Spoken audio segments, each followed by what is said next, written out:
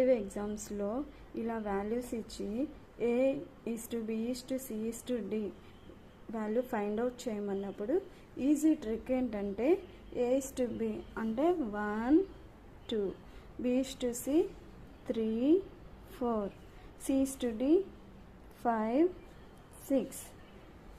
ఇక్కడున్న గ్యాప్స్లో 2 తర్వాత ఉన్న డాషుల్లో మళ్ళా 2 2, 3 బిఫోర్ 3, 4 ఆఫ్టర్ 4, 5 బిఫోర్ 5 5. ఈ మూడింటిని మల్టిప్లై చేస్తే 3 5s are 15 is to 2 3s are 6, 6 5s are 30 is to 2 4s are 8, 8 5s are 40 is to 2 4s are 8, 8 6s are 48.